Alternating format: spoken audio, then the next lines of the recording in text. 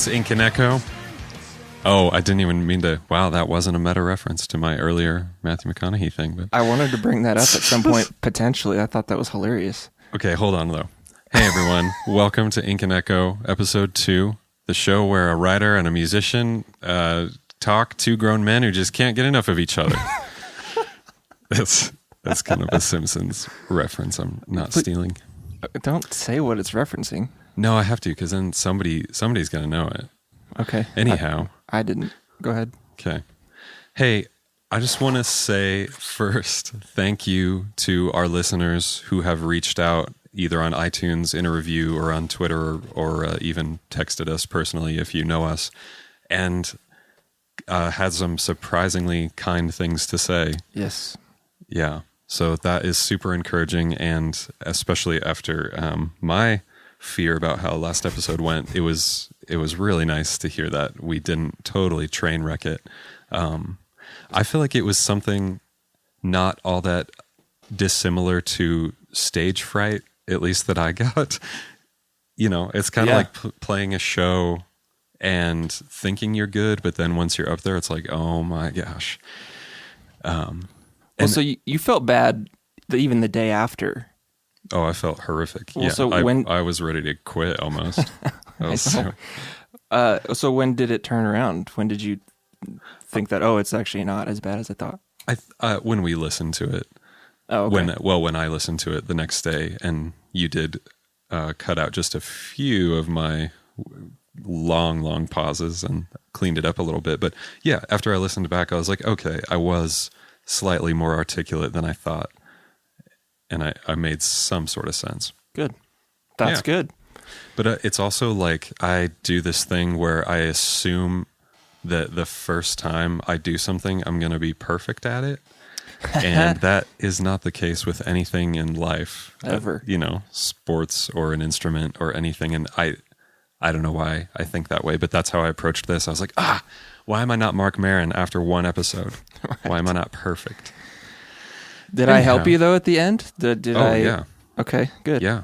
Good. Andy keeps me from going to the dark places. That's what this show is going to be, is you almost quitting everything, and I'm going to pull you back from the ledge.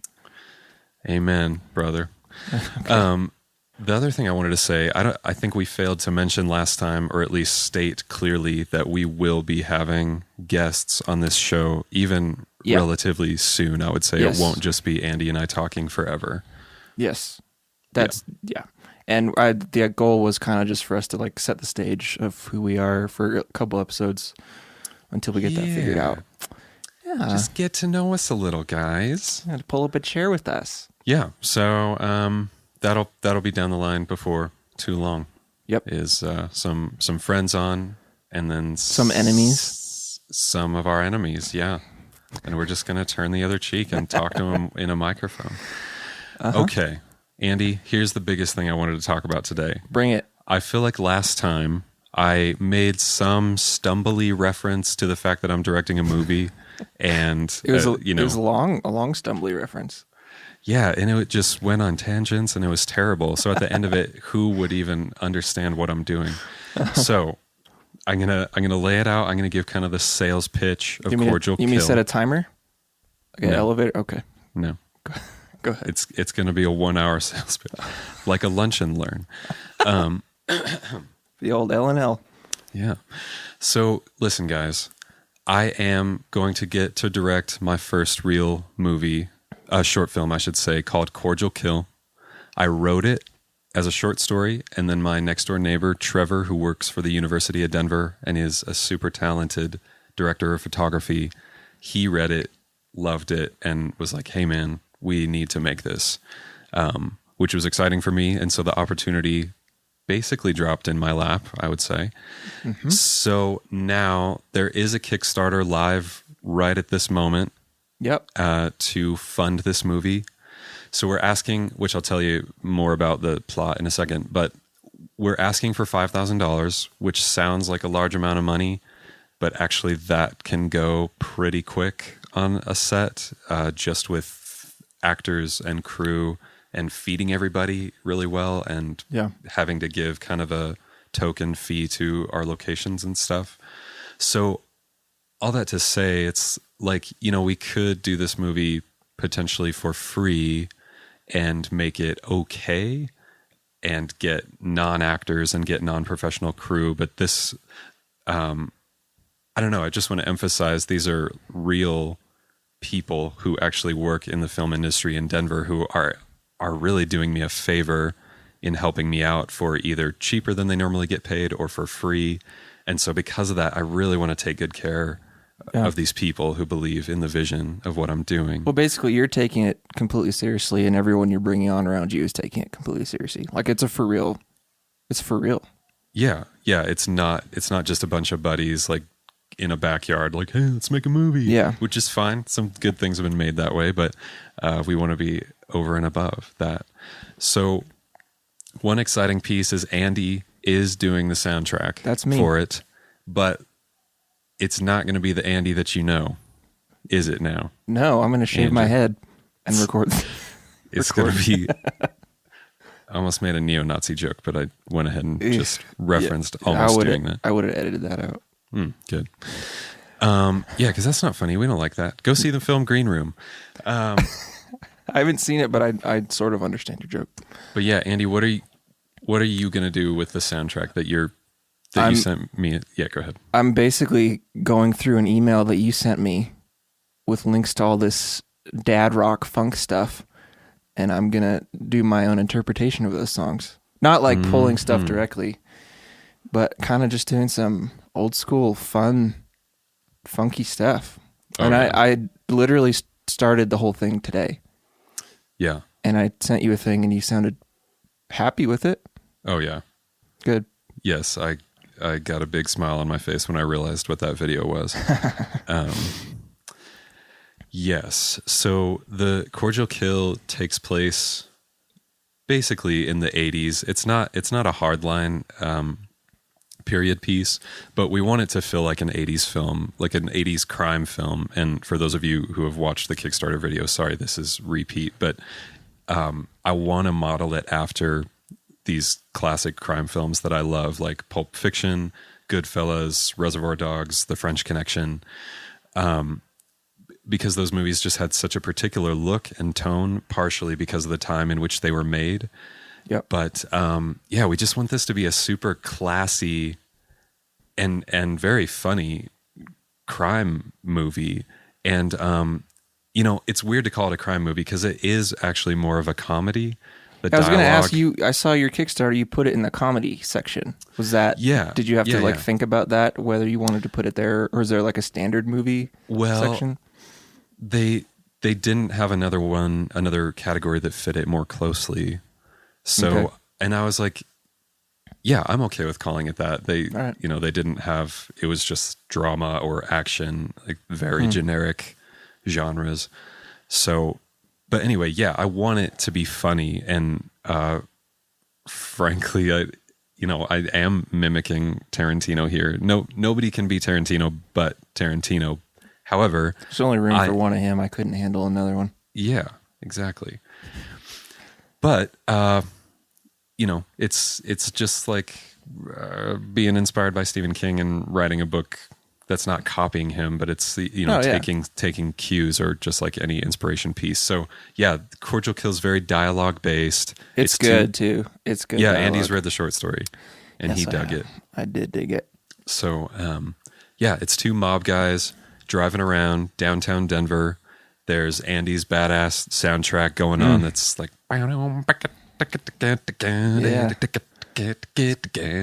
like almost. It's on the radio, and you're just grooving and hanging out with these guys, and then you come to find out one of them is just irritated all the time. He's like a grumpy hitman named Jermaine Ross, and based on yourself, correct? No way. Are you serious? No, I'm just kidding. And then there's Barry Henson, who, I mean, his name says it all. Big heavy guy who wears bad Hawaiian shirts and like khaki shorts and dress shoes together. And he's just so happy all the time. And he talks as fast as like Steve Buscemi about things that no one else cares about except him. I seem to But remember a lot of sweat too, right? He's kind of a sweaty guy. yeah, he's a little warm most of the time. Okay. So yeah, the idea is that this guy is just you see him and he's kind of pathetic and shabby, but he's also kind of hilarious and lovable and endearing. And we, in fact, just had auditions last week and found the guy that's going to play him, and he nailed it. Is he the guy you sent me pictures of him with Yeah. other people? Yeah. Yeah. That's awesome. Which is, even that, I was so excited. It's like, meeting with these actors who are standing there in front of me, reading my words out loud. Here, I want to know about some of the logistics of what you're doing. So can you just tell people where to go, and then we can stop schlepping it, and we can talk about the stuff surrounding it? Yeah. Sorry. No, it's fine. I don't mean to sound No, I just have questions for you. Well, listen. So yeah, the simplest way is just go to Kickstarter.com and search for Dr. Gaines or search for Cordial Kill. And I've only posted it 9 million times on every possible social media. So it's also there too. It's like, it's the internet, guys. You know how to use it. Yeah.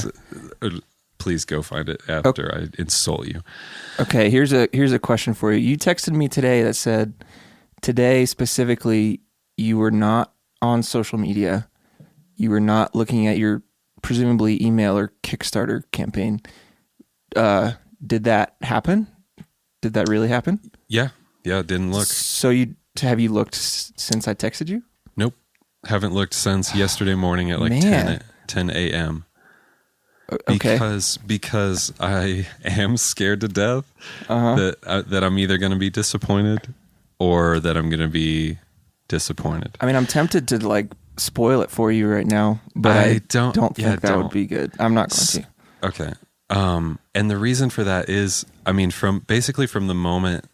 almost from the moment that I put it live, not to go into anxiety endlessly again, like last episode, but it is scary. And there is a sensation that's just like, what was I thinking? Nobody's going to pay for this. Like, I don't even have test footage. People aren't going to understand what this is. I put all this work into it, and you did a good job with the video. I think it's 5 minutes is a good length, and but I couldn't help but laugh when I first saw it because the first thing we see, given what you said last time, was you're sitting in a chair and you kind of sigh, and you go, "Greetings," like you kind of breathe out, like here we go, and knowing what you experienced right before filming that, I was just like, oh my gosh, but it was fine. Only people who listen to the last episode will understand what I'm. But it's just funny.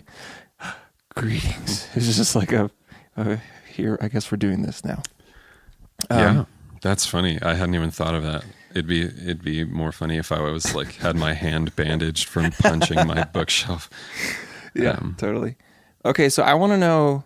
Okay, well, when are you going to look at stuff? What's your plan? Maybe by tomorrow or another day. I mean, because I need to start. I have a plan to like kind of release a little more info about it and even do a shorter version of that video to put on Instagram and stuff.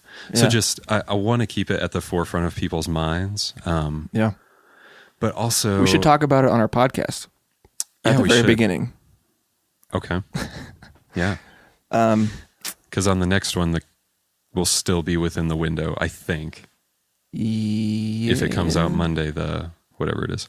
Oh yeah, I can't think right now. Anyway, so there will be one more where I think it's still in the middle of the campaign, but yeah, man, it's terrifying, and it is kind of like I've had thoughts of almost like anger.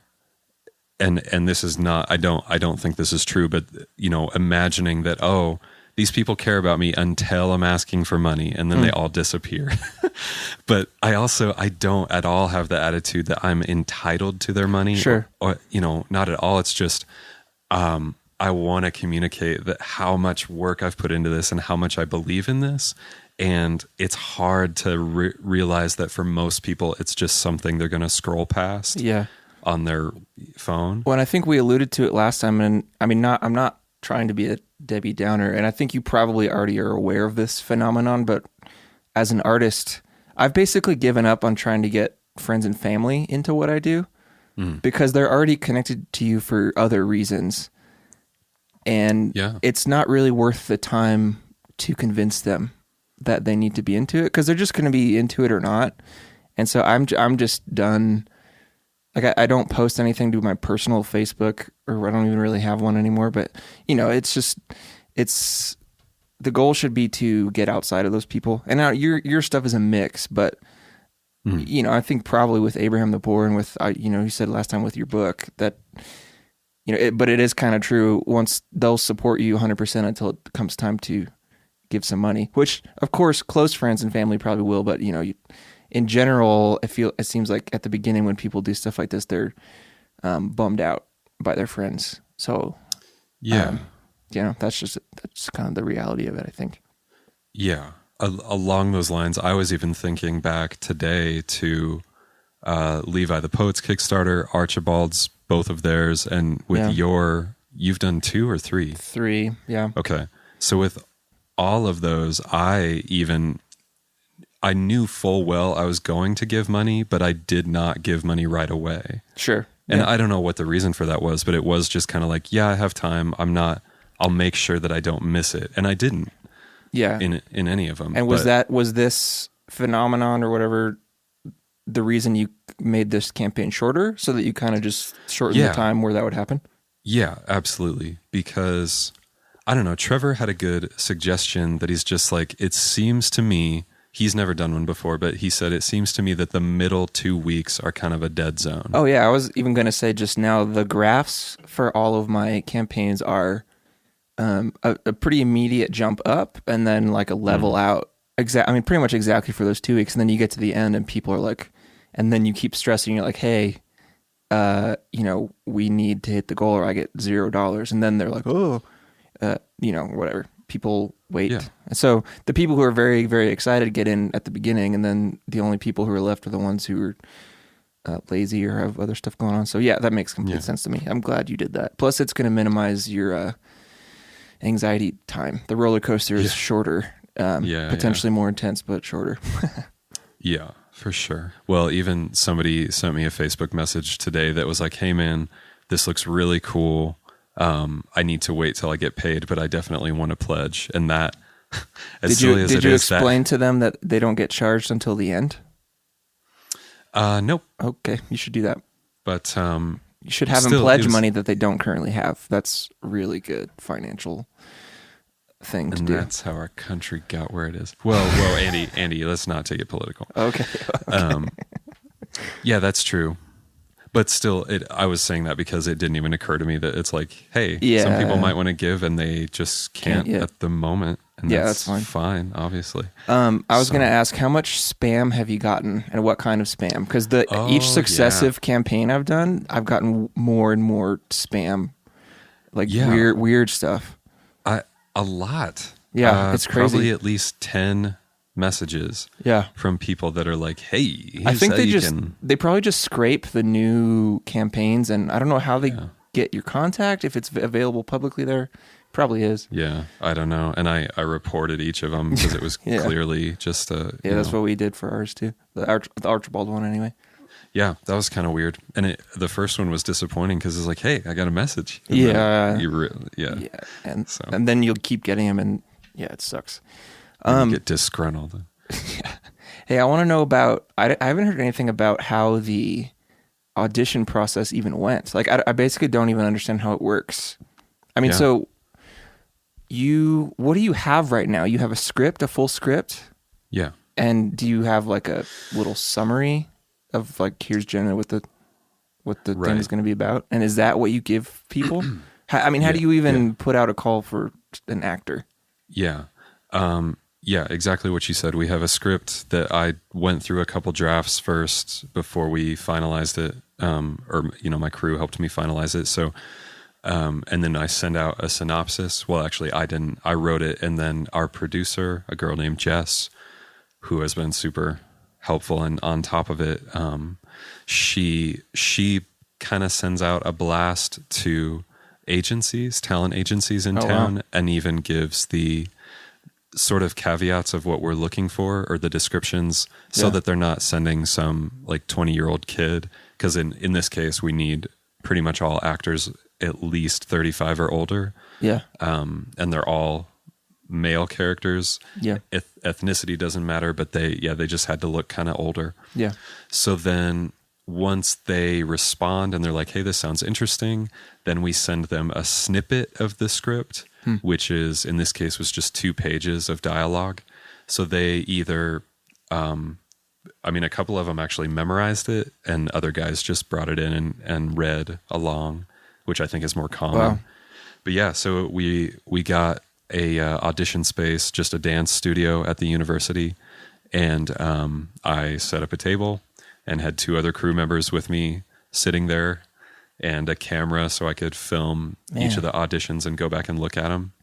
But yeah, it was amazing because all the actors knew what they were doing when they walked in. They know how it goes.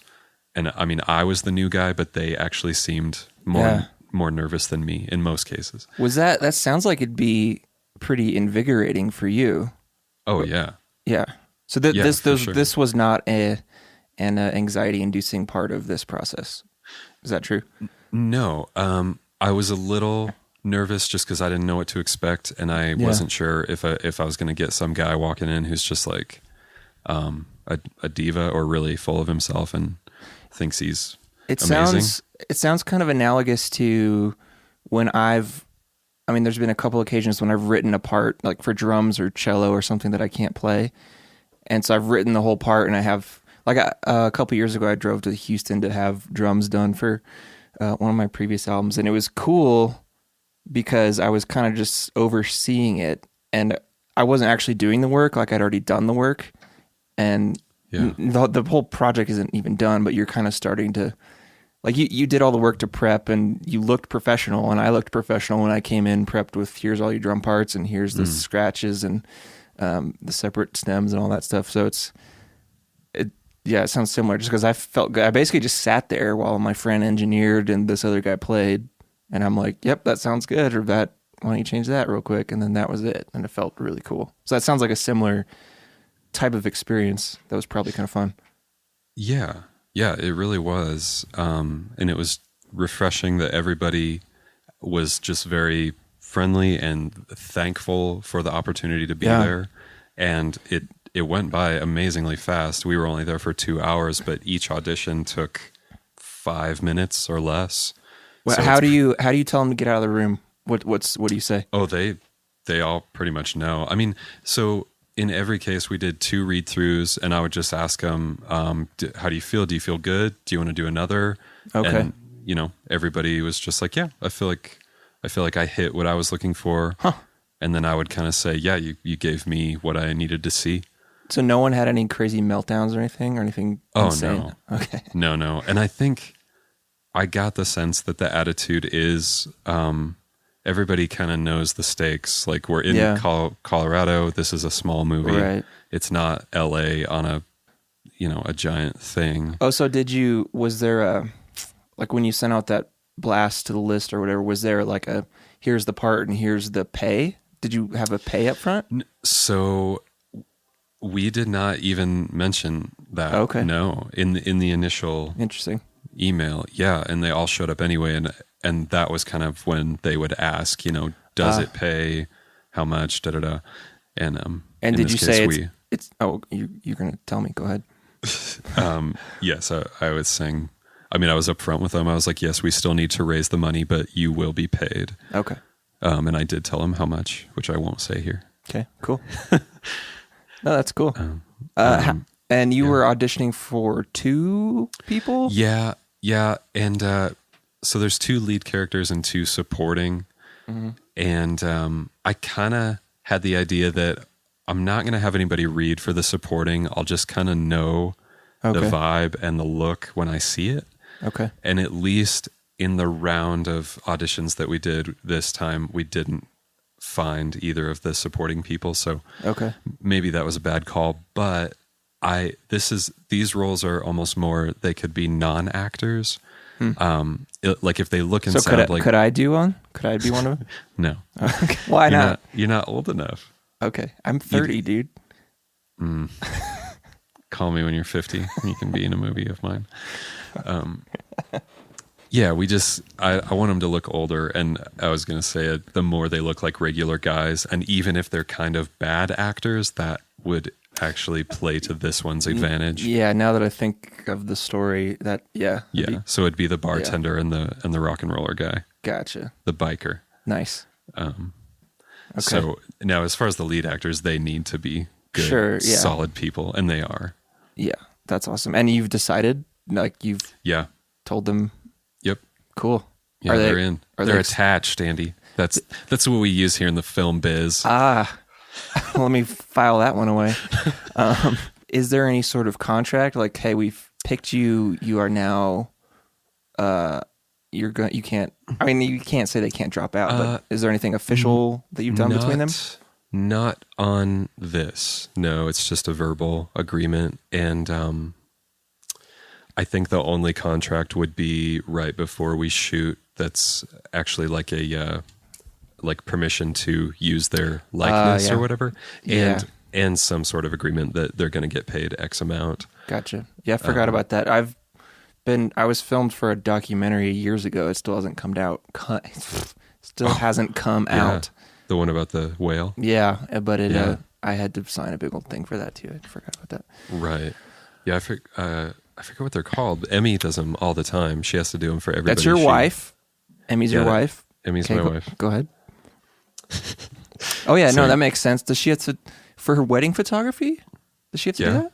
Yeah. For the bride and groom? Yep. Oh, I guess that. So I mean, they hire her to film them, and they still have to. Yeah, and it's like it's just because she's sharing them on her website, and oh, I see. You Okay, have interesting. to get permission to use anybody's face. Gotcha. Client release form. I think that's what they're called. The old there it is. Release form. So.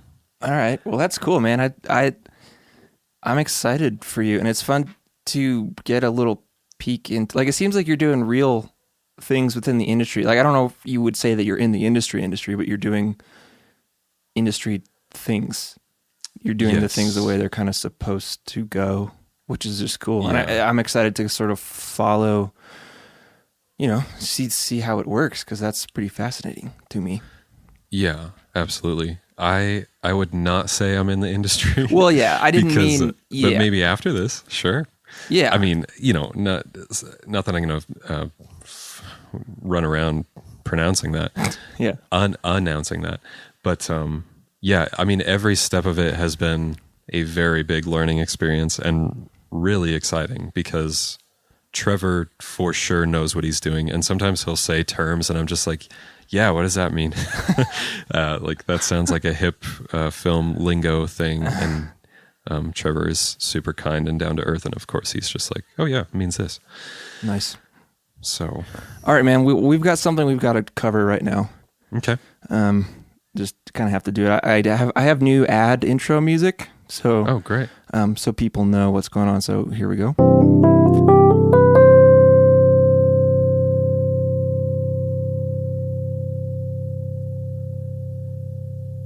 Okay. That kind of took me away for a minute.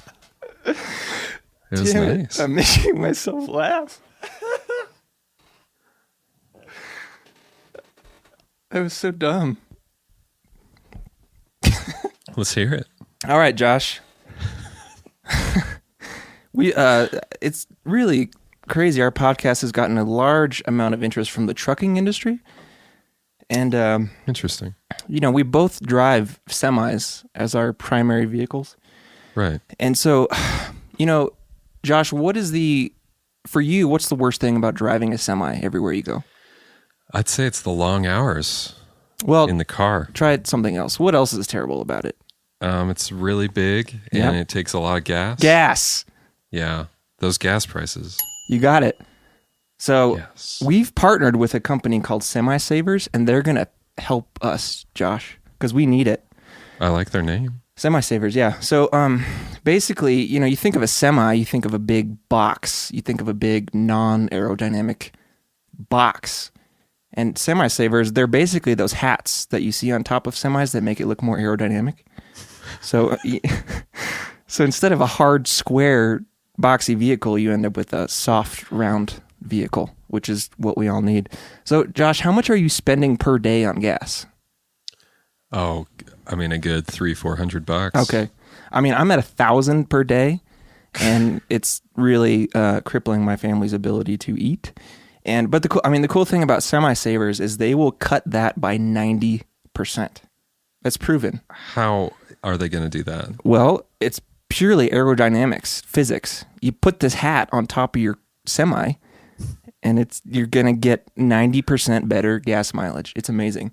And furthermore, they do a really great job. I have 3 semis, and they gave me 3 new ones, and my main one that I love so much has a really cool Chester the Cheeto theme. And I said, I want to tie this together. I love Flamin' Hot Cheetos. So they made me a matching semi hat featuring Flamin' Hot Cheetos.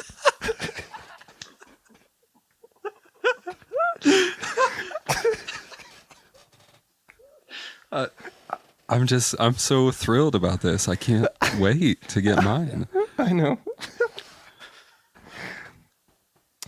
And I mean, the cool thing is they're doing a really special thing with us where you buy one and you get 2 free.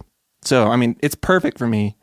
I've got my 3 semis, all based on snacks, and I got matching hats for each of them. That's incredible. I can't even believe it. Almost. Yeah, I'm gonna have to try it to believe it. Yeah. So they're gonna be sending you 3 of them, and you just have to tell them how they can match your paint. And so for our listeners, all you got to do is go to inkandecho.com/semisavers. Okay.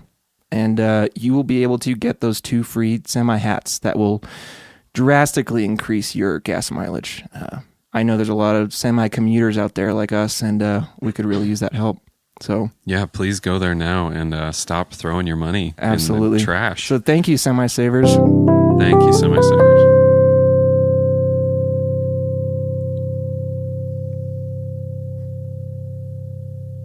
Okay.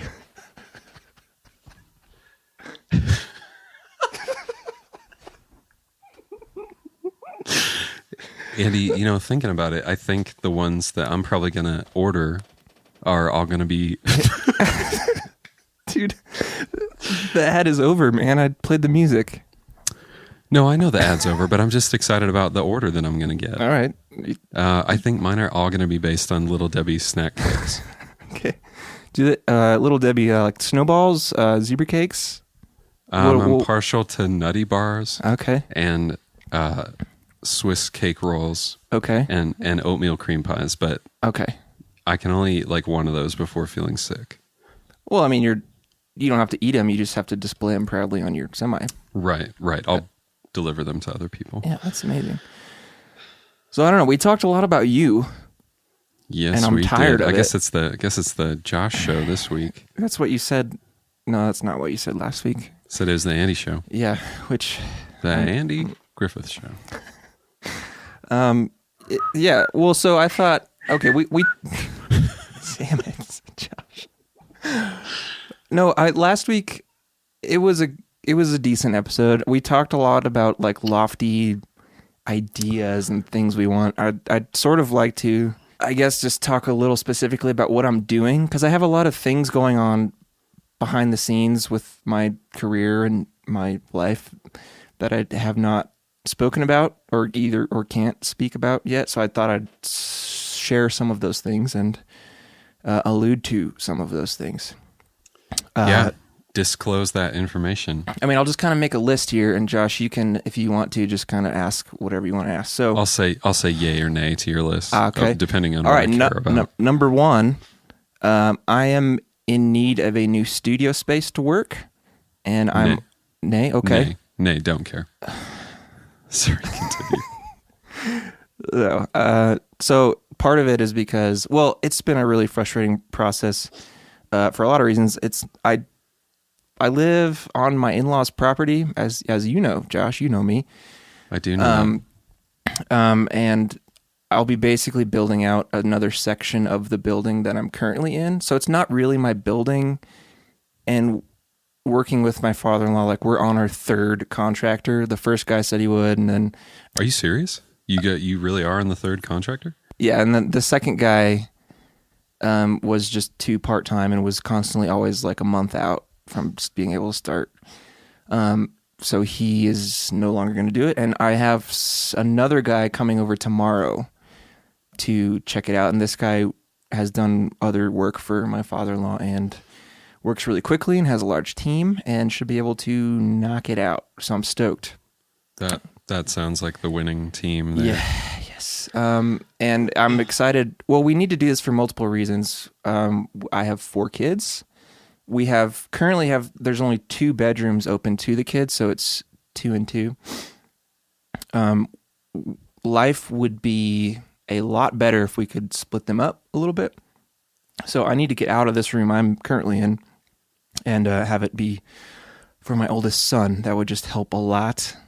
And even recently, I've just really struggled with just noise and being able to focus, because my room is directly connected to the open rest of the house, and I hear Right. everything that goes on in the day. And only recently has it started bothering me and keeping me from doing work. So I've wondered about that in that room, if you got a lot of... I've been able to deal with it pretty Okay. well in the past, but for whatever reason, maybe it's partly because the studio build has been pushed back and back so much, and it's just been in my head that it's maybe that's partly where it's coming from. So yeah, I'll be across the building from them now, and it'll be a lot quieter. I'll be able to build it a little to my specs. It'll mostly just be a 2-room setup, which I'm pretty stoked about. So a live room and a control room, both being bigger than what I currently have. So that's the first thing. Maybe next week I can talk about how work will actually begin, because this has been going on since the beginning of the year. Yeah. And so can I ask a question? Go about for it. Yes. that? Do you plan to do more than just your own music with that space once it's all set up to go to record and all that? I don't have a plan to, but it is kind of, sort of like a backup plan. Like if I could have a space that's actually built and dedicated to doing music, it's like if I needed to in the future or wanted to start producing and recording bands, I would have an actual legit space to do so. So it's not really something I'm currently wanting to do, but being flexible enough to do so is something that I value, if that makes sense. 900 guys were just about to send you an email that's like, hey, lowercase noises, can you What? Did they record my band? Did they die mid-email? No, they got so nervous that they choked. Okay. I mean, that's what nervous... I'm sorry, I do. Yeah, No, continue. that's fine. Okay, other thing, number 2, I now have a manager, which has been Yes. amazing. It's been Yeah, so it great. has. And I've told you a little bit about it, but there's, even the last couple of days, there's been things happen that I'm just like, holy shit, this is awesome. And That's right, folks. Andy's back to a day job. He's got somebody bossing him around. No, I'm their boss. That's one of the Okay. cool. It's a manager. I mean, it's not my manager. He manages things that I do. You see how that works? I do.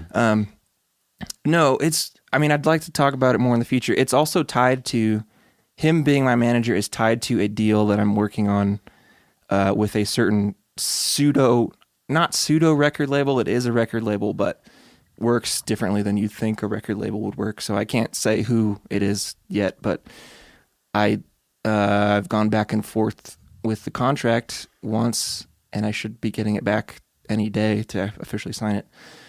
So, all that to say, the biggest ramification of all of that is me sharing my money with people. But I'm very convinced that it will be worth it. because Yeah, you're getting a ton in return. Yeah. A ton of work and help, right? yeah, absolutely. So people taking over things that I don't enjoy doing and take up time that I could be working on music. And it's cool the way it was framed from the people I've been talking to. You know, it's just or at least distill everything down. It's like there's a thing apparently that I'm good at, and it's in everybody's best interest in this deal if I can just do that more. So if they can free me up to be more prolific or do more music in more different situations, and you know they're motivated because they got a cut of something, then that is good for them. And the way the financial deal is set up is such that they are motivated that way. So it's not like I'm paying them X amount of dollars per month. It is like a percentage deal. So I feel good about that. And I mean, I guess the other sort of different things about the agreement that wouldn't be in a normal record label deal is that I still own the masters and the publishing to my music. They're not touching that at all, which is something that was very important to me. Yeah. And the other biggest thing is that it would be very easy for me to get out of it if for whatever reason it was going poorly. Yeah. Normally there'd be like a 1 to 2 year or more clause of, need to stick around. But I could basically jump ship whenever, which also gives me some pizza. It gives me pizza. Pizza mind. So hey, it gives me a pizza mind. Yeah. So yeah, my man. That wasn't. Sorry, go ahead. You could make a.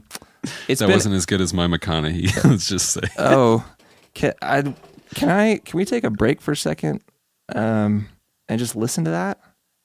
No, come on. Let's not do that. It's so good. Whoever kind of follows me already has already seen it. Well, and didn't really understand what it was. What, do you have a recording ready? What do you mean? It's on. It's right here. Murphy's Law doesn't mean something bad's always going to happen, Murph. Just means whatever can happen will happen. It's really good. Whether or not we were all right with that. Plus, you got to be excited because we're going to space. Okay, that's enough. I know. That's enough. That's all. Did you know I could do that, Andy? No. And I was it's pretty damn good. It right? is good. That's why I shared it just now. It's almost my only impression. And I don't know. I was in a weird mood yesterday afternoon and just decided to be silly. I watched it a few times. There's like 4 cuts or more in the video, right? Yeah. And I basically assumed that you were dying laughing between those cuts. Is that true or no? No, not at all. Oh, really? Okay. I just wanted it makes a little more sense because I jump from scene to scene almost. Yeah. Because there's one from Interstellar, one from True Detective, and then 2 that are kind of just made up. That's awesome. So yeah, it just felt a little cleaner that way. All right, well, check out at Dr. Gaines 19 on Instagram before he quits again. Matthew McConaughey impressions. All right, but no, I want to give a specific example of how cool it is to have a manager. Something that happened the last couple of days. So Ray being my manager, is now receiving all the emails I get. I mean, I get them all too. We're just both copied on. Maybe he'll reply to me. He probably would. That's why. He will. So he's just like, hey, Josh, Andy's really busy. Can he get back to you? Yeah. No. Yeah. Please email him from now on, and that'd be great. So he's being copied on all correspondence I get everywhere now, and I had someone email me a little more than a week ago, basically saying they want to use one of my songs in it's a UK company that wants to license one of my songs for use in like an Adidas short film, which is cool. And the email just came in, it was real short. Said, hey, we want to use this song for this film. What is your fee? And they're letting you set the price. Yeah. Well, I was like, and so I just said, hey, Ray, go for it, whatever. And so he is just so good at dealing with this stuff. So he went back and forth with them and basically figured out their budget, which was X amount of dollars. And he told it to me. I was like, wow, it was good. Very good chunk of money. And then he's like, here's what they asked for. I'm going to see if I can get some more from them. Dang. And I was like, okay, if you think so. He countered with a higher number and they kind of split the difference. and I just have to sign a form, and That's sweet. yeah, it is awesome. So, okay, I'm curious. Let's say you'd gotten that email pre-manager. What would you have done? Well, so I used to do that stuff myself directly, and I got pretty decently good at least saying, not giving a rate, and just saying, okay, well, basically rates for this stuff vary depending on usage. What is your budget, and can you tell me more about your usage? So usually the phrase or question, "What is your budget?" is kind of the key, because then it basically just makes them say what they're willing to pay, and then you say, "Oh yeah, that's fine." Because if you speak first, you kind of lose. Because Yeah, you might go too low, and then they're like, "Hey, what a sucker!" It took a long time to value my music in such a way that I don't want to say how much this license was, but it was bigger, double what I thought it would be. And so even if I would have gone through that whole, here's what's your budget, and then they came back with that, I just would have been like, wow, okay, cool. Oh, sure. And I wouldn't have wanted to push it. It's cool. The cool thing about having Ray is like he's really stoked on me. Like I could tell the story another time about how we got hooked up, but he's very excited about what I do, which is very cool. But at the same time, he doesn't have the, I guess kind of emotional baggage of being the creator of the material that he's dealing with. So he can just kind of be like, well, this is your budget, this is what we need, and blah, blah. And whereas if I was doing it, I'd be like, I don't know, like, is it worth that much? Or like, is this too much or is this too little? Like, what is the song actually worth on some higher level or whatever, which I'll never, he just doesn't have to think about that stuff and can purely work in a business sense, which is great.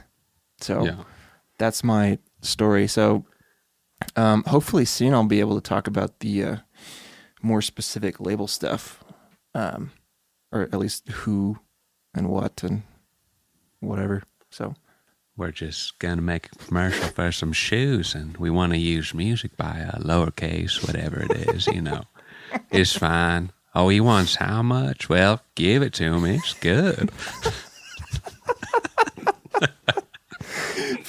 Can you please do that more? Okay. I'll just try to throw it in every once in a while. It's great. I listened to it and I was really impressed by the really harsh S's. I don't know. I remember, what's the cartoon with the beaver who does that? It's Winnie the Pooh. Sounds like the little beaver comes up, does yard work. I just think that's so funny when the S's squeak like that. Right. And I don't know right. how that even happens physically. Can you give me a tutorial on how you do that? Can you post it to YouTube? No. Okay. I'm going to keep it secret and keep it safe. All right. Yeah. You feel good about me talking? You want to move on here? Yeah. Glad it's over. Ugh. All right. So can I... So we're not done. What are you going to say? Oh, no. Where's our time at? How are we? We're great. Okay. What do you want? Man.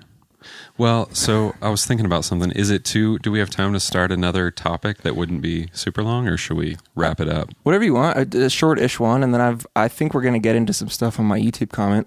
I'm going to say that. Okay. It's a doozy this week. Maybe I'll save my big topic then and just because it gets a little more into the lofty ideas, but I do have a short anecdote to share. Okay. That's kind of related. Please share. So something I've realized in recent years is, so this sounds like a joke, but it isn't. I used to love doing puzzles, particularly in cold weather seasons, like around Thanksgiving, Christmas. Maybe put on a Harry Potter movie and just kind of listen to it and do a puzzle. Do you have a mug of hot chocolate, but you hold it with both your hands around the side? No. No, there's usually a beer nearby somewhere, or a cup of tea. Okay. Yeah. So, and this is going somewhere, I promise. I've realized the past 2 years, probably when it gets wintry time, even if I'm on vacation, I cannot let myself sit down and do a puzzle because of some secret weird thing that has crept into my brain that's just like, well, a puzzle is basically a total waste of time, and I'm not accomplishing accomplishing anything or being productive by doing it. So I feel guilty for doing something that I used to love to do. Whoa. And that, like, I don't understand where that comes from. What is, What is it this- purely related to puzzles? Because it seems like you could potentially extrapolate that to every part of human existence, and you could just be Yeah. a nihilist. I know that's But it's that's just what's puzzles? a little scary about it. No, puzzles is the first one that I realized, but also, you know, it does feed into in the evenings at home. Okay, am I going to watch a show or a movie on Netflix, or am I going to do some work? You know, do some creative work, even though I already spent my entire day doing a regular job work. And I'd say most of the time I'm able to rest or read a book or something, but you know, that bothers me. Where did that come from? That feeling of needing to be productive or needing to use every waking moment to make something. Yeah. And I really don't like that, because Yeah.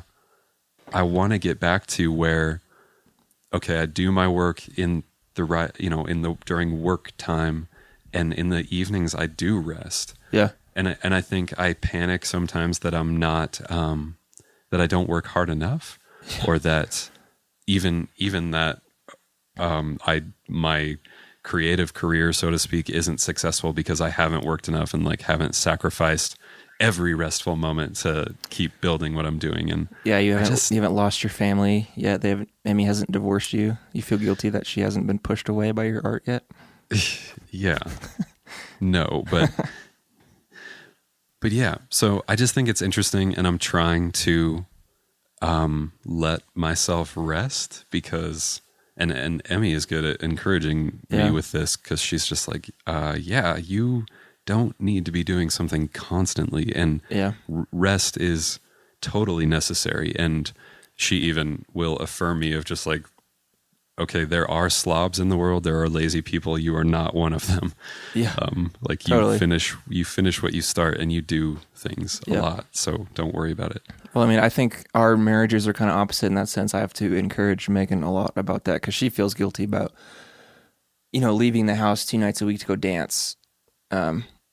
And when really, I mean, it's really just a self-care thing. Like it's even selfish potentially on my end, because our life is better when she gets to leave 2 nights a week and leave the Yeah. kids and do something physical. It's just better for Yes. everybody. And I don't know really where it comes from, but I think people are afraid of self-care because it seems selfish in the negative sense. But really what it is there is a certain amount of self-care you need so that you can be what you need to be for people around you. I mean, that's Yes. the simplest thing. I mean, that's not an easy way to, you know, self-care isn't necessarily sitting on the couch and looking at Twitter for an hour. I don't, Yeah. you know, it's hard to say what that is, but I mean, that's so good on you for noticing that, buddy. Do you experience any of that at all, or are you pretty much free and clear I feel in your like- brain?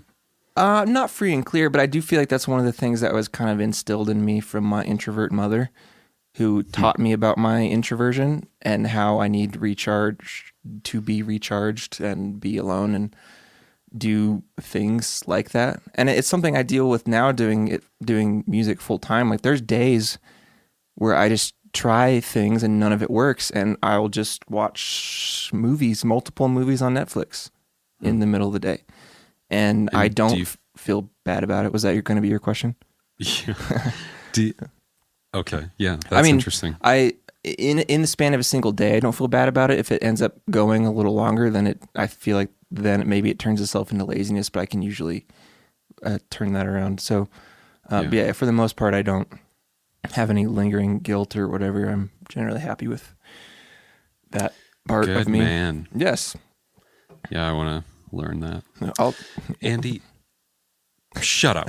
Don't say what you were going to tell me. I'm in the mood now for an internet comment. Okay.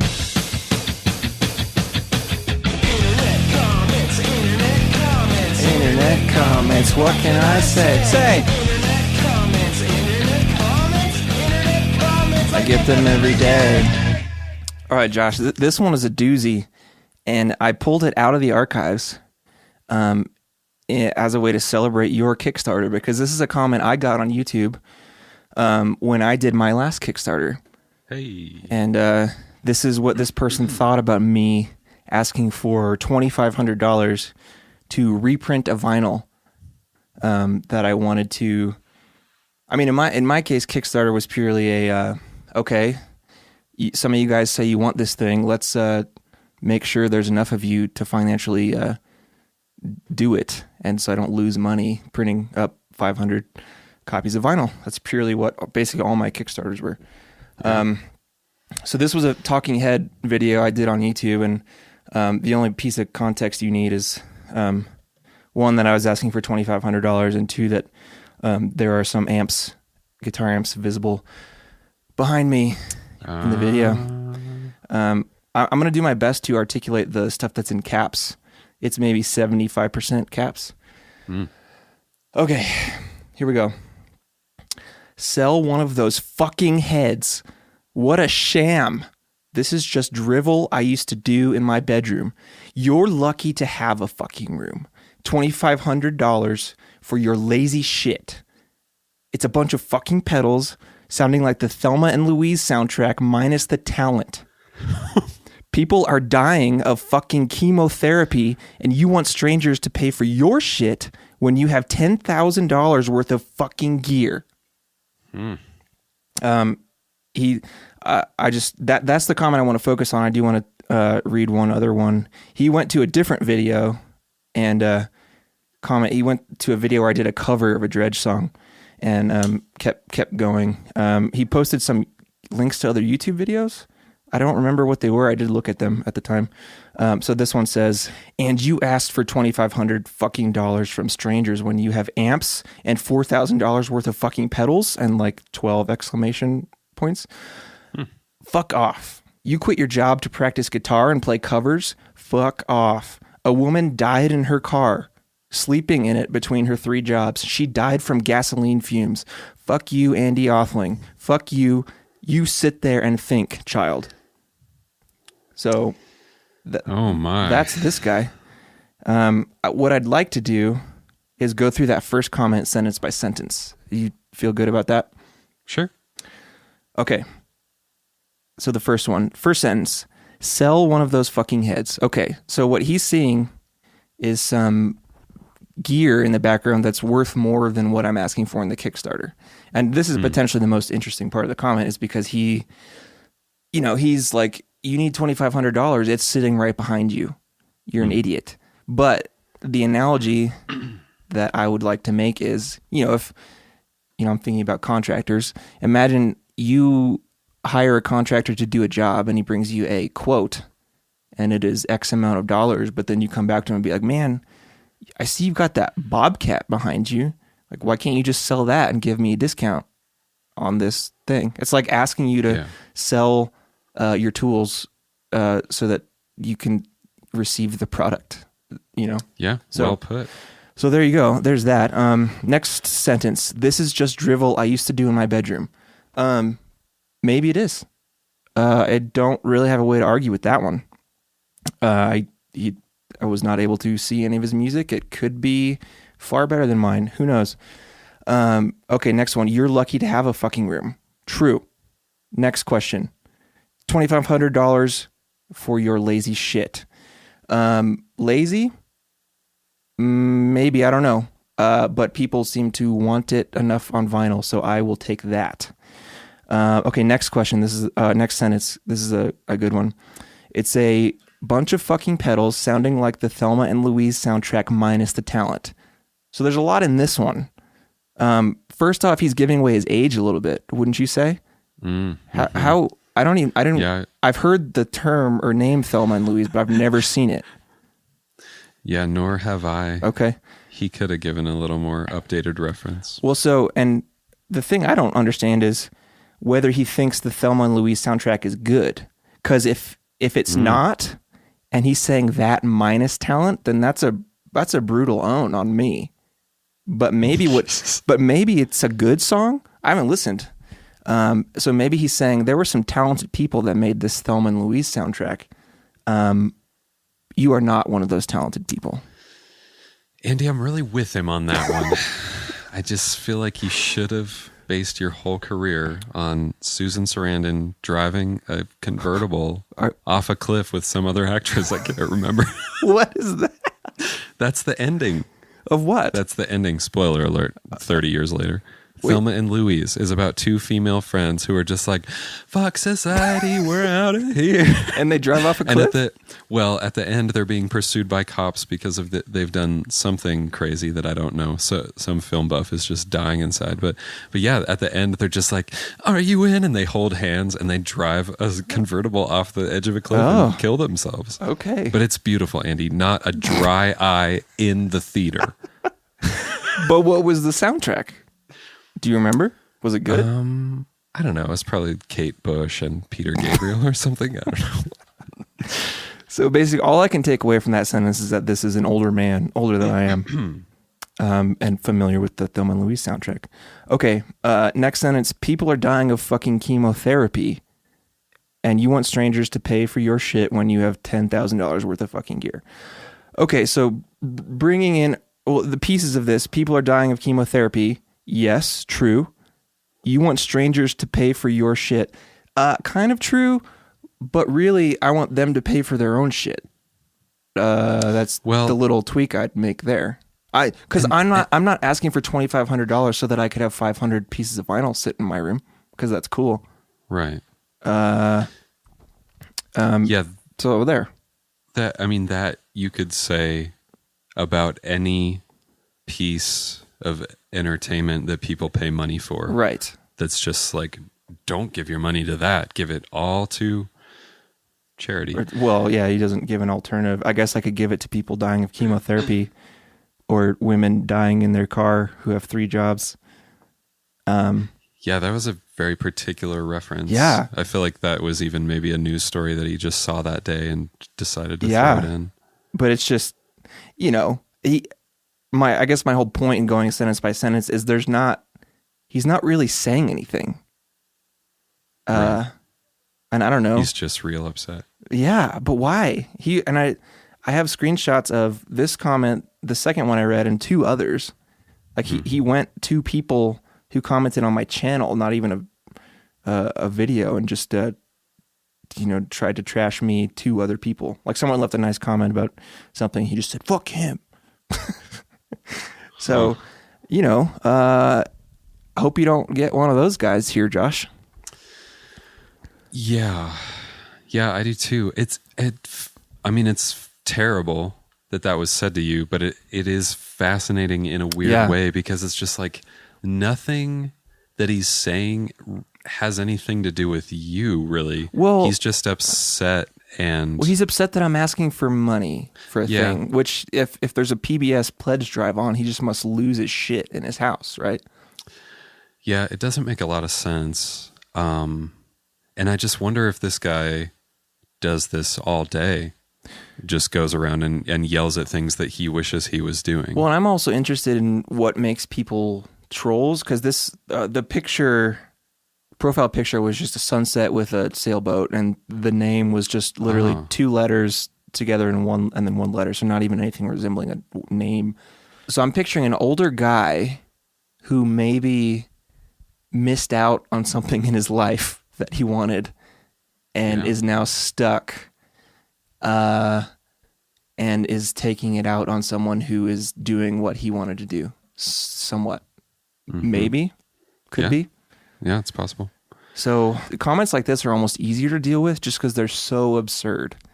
Yeah. Like a guy who just comes on and tells me, oh man, that sucks. You can't even play the guitar. Like that bothers me worse, because he obviously hasn't understood something, but this guy kind of has, but it's just insane. So, so there.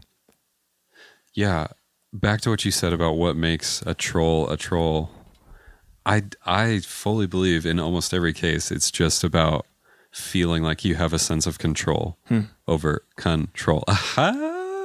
over other people. Because, because getting a rise, it's like what we talked about last week a little bit. Getting a rise out of someone or getting a response is validating somehow, that it's just like, I screwed that guy's day up. And I mean, it's so, yeah, you want to, like, if you knew who it was and you ran into them in person, you would want to strangle them and Yeah. slap them to the ground. But yeah, it's a strange thing, and I don't envy your position for getting things like that. Yeah. I don't envy it. I don't like it either. I've had multiple conversations and thoughts where I think I might like this whole music thing even better if I could completely remove my personality from it. And I think we've talked about it before, but basically if no one could know me and only know my music, Yeah. I feel like I would like that a lot better. And that's not to say like I don't want fans or don't want people saying nice things to me, but Yeah. that just seems potentially it would hinder the art less. And I'd be able to make better creations probably. So I don't know, but that's not feasible or even good, probably, and it's probably selfish and stupid of me to want that. But whatever. I mean, I hear where you're coming from. I feel like there's pros and cons to either way, and it's almost like you would have had to start in that way to be like Daft Punk or Right. like Radiohead, who hardly does any press. I mean, they Sure. kind of do now, but just where there's this separation from the very beginning, and these people become almost legends Yeah. because it's just their stuff that comes out, and the social media piece is non-existent. Yeah. But then the flip side of that is you have gotten some amazingly touching, Oh yeah. messages and stuff, Yeah. and helped people. Yeah. And that is amazing and great. So Yeah. I like how this podcast was probably PG-13 up until the comment Yeah. section, and then it got very rated R. I was thinking about that and I was like, well, this is what I have. I'm going to read it. Yeah, it's fine.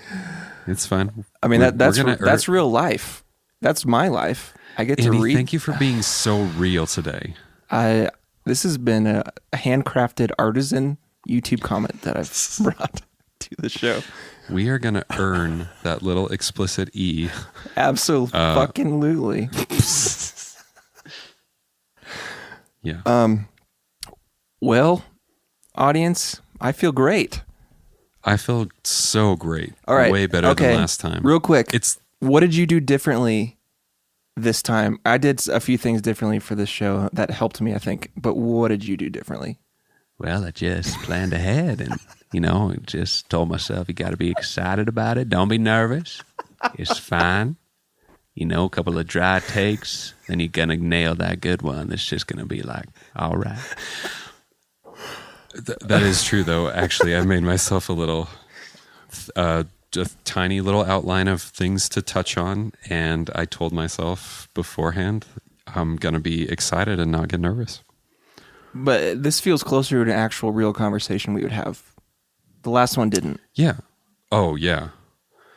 Yeah, and because talking to you, I am not nervous in real life. Yeah. One thing I did differently is I started the recording thing and then I turned off my computer screen. Because like the scrolling waveform of the file and worrying about levels and stuff really distracted me last time. So I've got my foot up, reclining. I got a beer. What? Why are you laughing? You just always seem to overemphasize the B in beer. Bah. You have a beer? Good thing. I don't know. Good thing. I don't know what it is. I like I have it. a bop filter here. Not a pop. No, that one fell flat. Okay, we should end. Okay. Hey, everybody, thanks for being here. This was way more fun, and Yep. I hope this is an example of what future ones will be like. Yep.